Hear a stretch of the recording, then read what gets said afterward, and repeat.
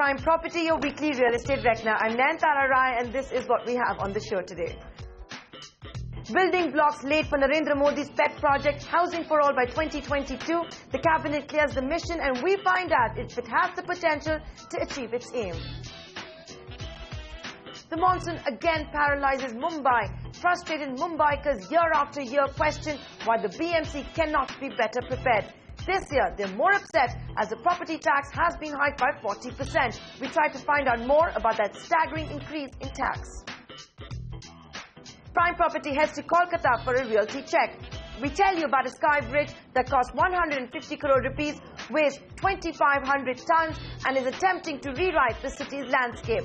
Its developer is hoping to sell apartments and duplex for 10 to 25 crore rupees.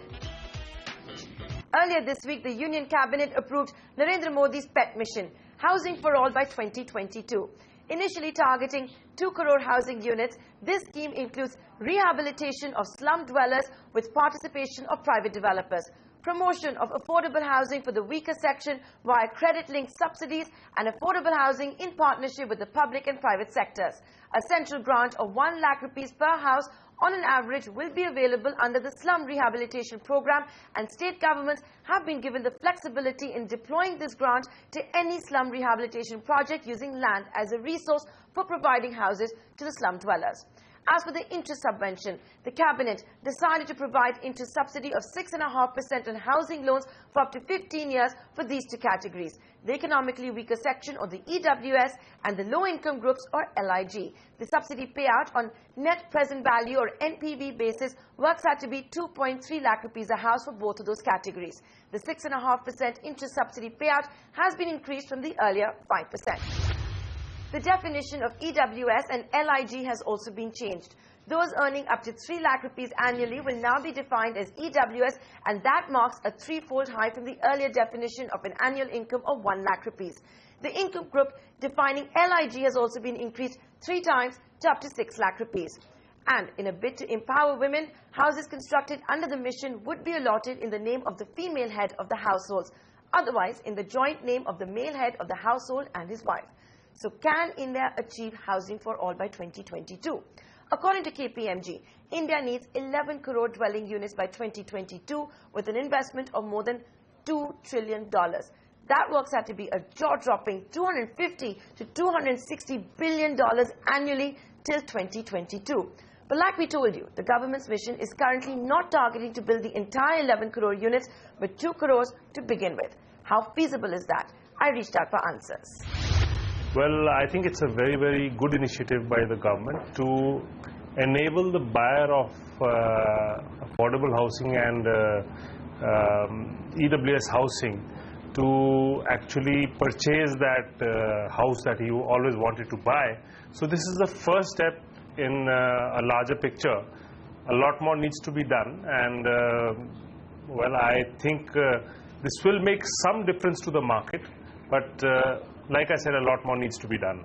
Mr. Anand, the cabinet has also redefined EWS and LIG. It's increased the income group, defining these two categories by threefold. Is it now in line with realities?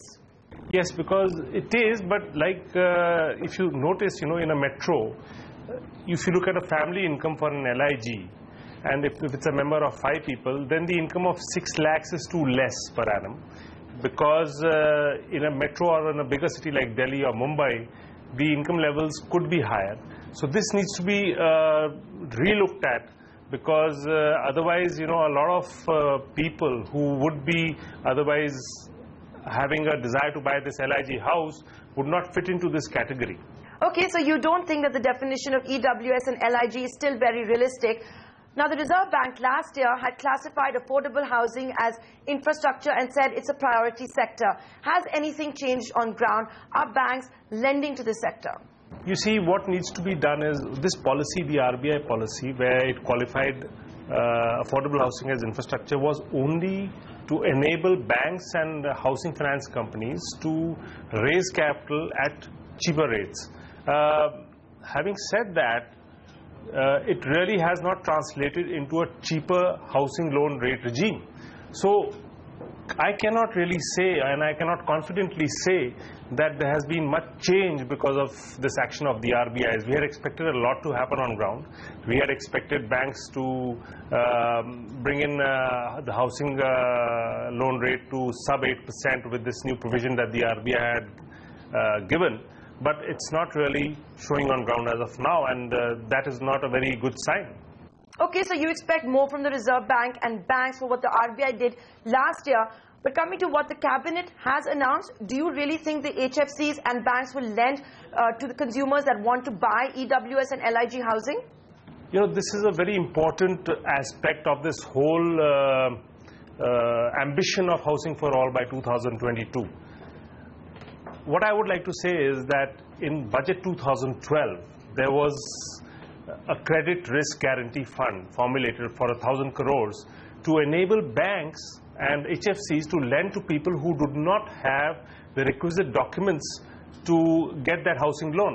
You see, when you go for a housing loan, you need a bank statement, you need an income proof, you need an employment certificate. So this bracket of Indians who want to buy that LIG or EWS house don't have all these documents. So this fund was created then. The anomaly or the downside of this whole story was that that fund, that guarantee, was only for a house which would cost 5 lakh rupees. The reality of the situation is that that 5 lakh rupee house is just not available in any tier 1, tier 2 city. So therefore, this 5 lakh figure needs to be increased to at least 15 lakhs so that the banks can get comfort that if they lend to a person who does not have the desired documentation to avail a home loan, the risk guarantee fund will cover the bank's loan to such people. So therefore, this is one major change which needs to be made so that the banks can lend more aggressively to all these people who want to buy these houses. Real estate is a state subject. So even as this cabinet decision has come in, what do states need to do? You see, it is a state subject, and a lot of states are now realizing that they need to do something for this affordable housing. The good news is that the states realize that they themselves cannot build this housing. So they are now enabling the private sector by coming up with good affordable housing policy to encourage and attract the private players to do such housing. A very, very good example of this is the new affordable housing policy of Uttar Pradesh.